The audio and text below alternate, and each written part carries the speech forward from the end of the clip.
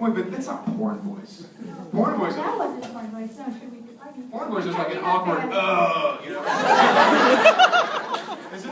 No, it's pretty special. They're hiring porn actors for their voice these days. Did you know that? They're like, we want you to be in our porn movie, but could you please read Stopping by the Woods in a Snowy Evening? My little boy, the horse must think it queer to stop at the farmhouse. You're perfect!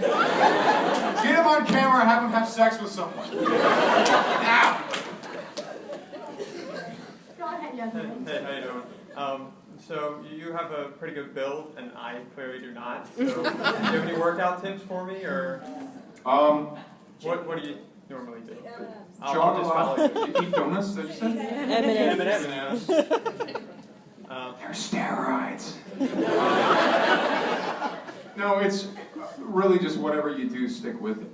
That's basically it. I started kind of working out in high school, and I think I hit it so hard in high school that it's easy for me to get back into it if I need to. Like if I need to lose weight, I can do it, but if I need to get back to where anyone wants me to be, I can do it pretty easily, because in high school I was like, you know, Okay. that guy. Literally. I just walked down the hall.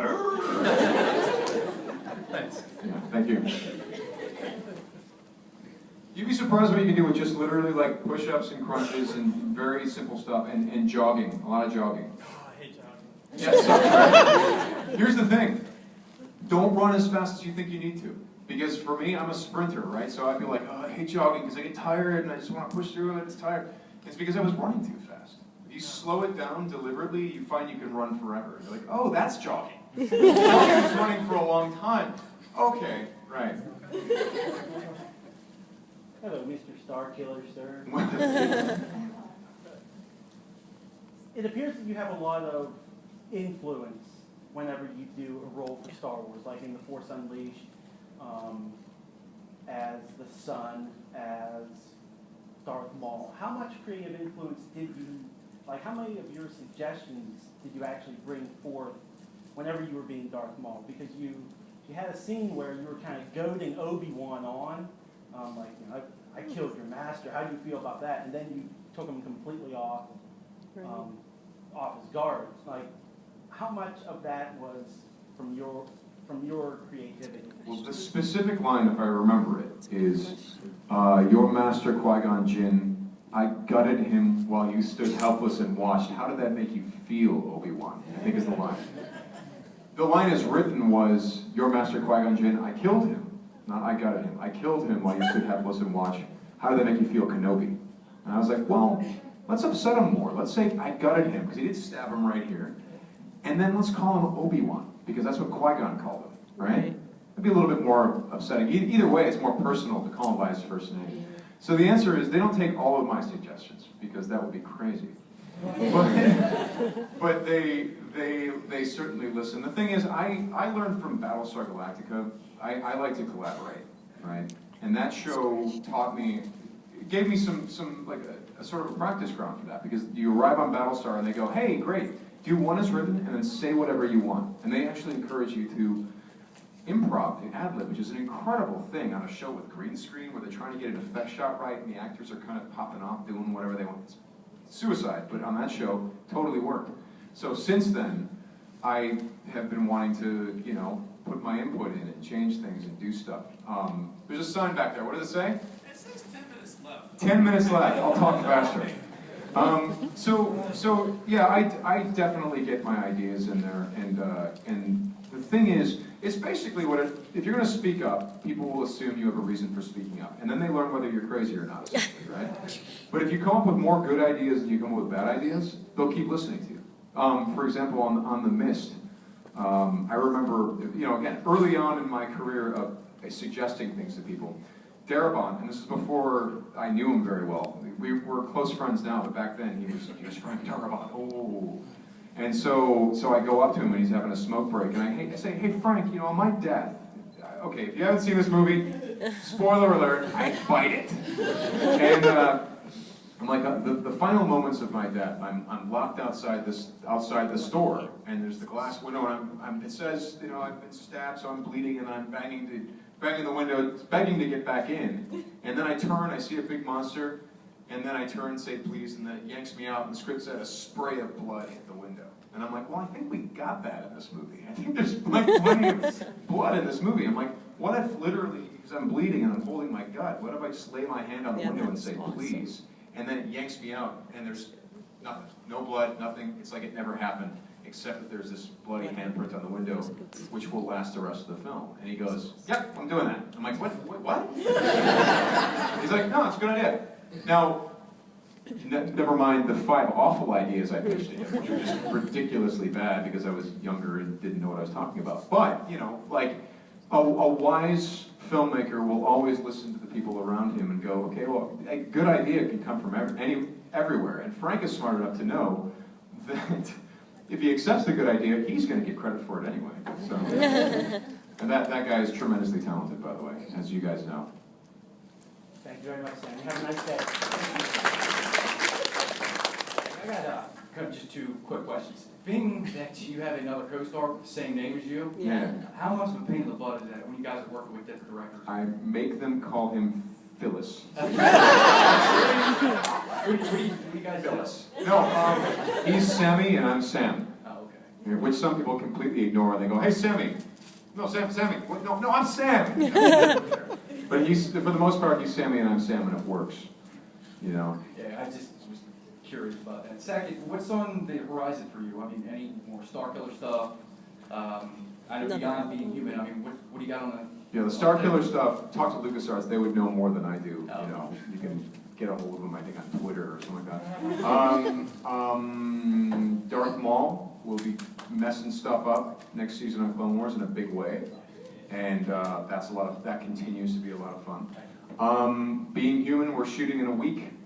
And then I got something else, but I can't really talk about it. I'm collaborating with a creator of another show, and we're trying to make our own thing and getting paid to write a pilot and all that stuff. That's fun. How do we get you on Star Trek? What's it? Oh, my God, I don't know. Talk to JJ, I guess? I know you guys are buds, so please. No, I don't know. I can't certainly, say, hey, I mean, how does anyone get on Star Trek? I don't know. Talk to Simon Pegg, ask him. I don't know. Hey, internet's a dangerous weapon these days, so it's... Yes, indeed. No, I would just love to contribute in any way to that franchise. Because, I mean, for example, if anyone, do you guys ever watch the New Voyages thing that they did, the fan films, the Star Trek fan films? It's now Star Trek Phase 2, but it originally was called Star Trek New Voyages. And I did the voice of the Guardian of Forever for that, which was fun. I remember the old That's way back. That went The old uncredited, Guardian. but like, that was, they had some guy do, since before your sun burned hot in space and before your race was born, and I'm like, can you fire that guy? I can do a better job. Because he wasn't an actor, whoever was doing it. He was so I was shooting Battlestar at the time and set up recording equipment and made sure I recorded it the way they would have in the 60s and limited the frequency response so it would sound like old school recording, and then say, from before your sun burned hot in space, before your race was born, like that. So I'm a huge Trek fan. All things, Trek. I'm a big fan. You're very talented, man. Thank you. Thank you. Hello. Hello. I've literally seen everything you've done pretty much, but some of my favorite stuff was with my son. We were watching outtakes of you and Clancy Brown going over lines as Darth Maul in Oh, Star that Wars, was cute. and we just both got a kick out of you just acting straight up insane as Darth Maul. So I see there's one more behind you, but before you wrap up, I was just wondering if you do an insane Darth Maul line that you did from the show. Oh, Just well. straight crazy Sam. It's crazy. Please, I don't know. Crazy. No, you know what? Doing voices and stuff is something I did since like high school and stuff. I'd be like working on a Doc Brown impression for no reason. Or like, Christopher Walken before everyone else started doing it. So I'm like, oh, I can't do that anymore. Schwarzenegger, Right. you name it. I messed around with it. So the Darth Maul thing was, it was an opportunity to take it a little bit in my own direction. Take some of what Peter Serafinowicz did and then run with it. But what's a line from second season I can give you? Yeah, well, there's and Kenobi, the Sith pretender Dooku, and all our enemies will fall, or something like that.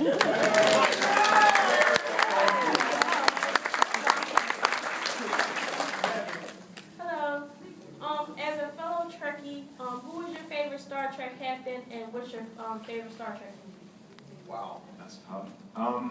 It's really tough.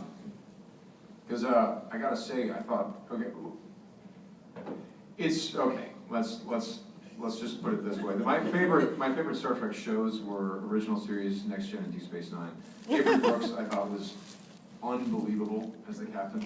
Not as much in the first 2 seasons, but when he really just kind of let himself be Avery Brooks, it was like, whoa, this guy's an incredible actor. And then Patrick Stewart, obviously, is wonderful as Picard. Grew up watching him big time. But I think, because the first one that I saw was Kirk, and I think that's always going to be my favorite. And I think Chris Pine is doing an incredible job as that character. And also just the, it's more fun, the cadence, we've got to get the planet. No, but honestly though, that show wouldn't have worked without Shatner. I mean, we have now seen how the show could have worked with Jeffrey Hunter. Yeah. Or just about any other actor out there. And by the way, Jeffrey Hunter, really good actor. Yeah. But the show would have been no sense of humor, no spark, no fun, Unless Spock became the funny guy. I mean, come on. Seriously. That is so weird. No, you watch Jeffrey Hunter, and it's like he's doing a great job, and he's taking it super seriously, and he's giving it all that weight and drama, but this show has no sense of humor. Not until Kirk shows up, and then Bones shows up, and suddenly you have all this life, So without Shatner, show wouldn't have worked, Right, yeah. With no Star Trek without Shatner, really. So.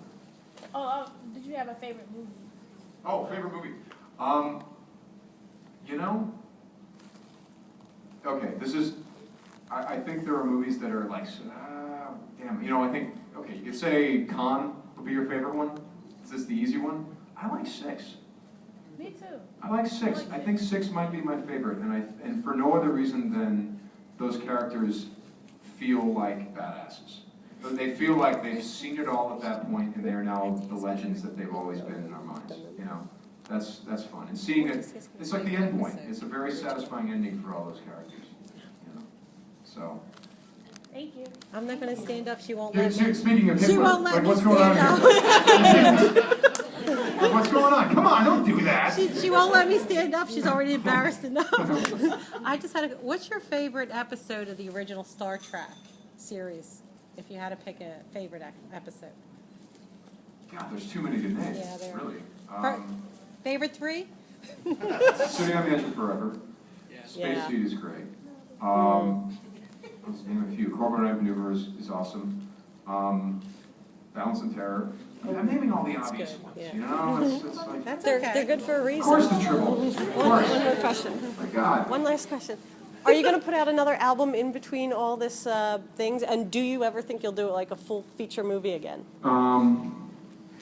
Sure. That's Not two both. questions. No, the album thing is tricky. I have a half-finished one. It's been sitting there half-finished for a long time. It's because I've not had any time to get to it, and which is really sad to me. I can sell discs now. When I made the first one, who was I going to sell it to?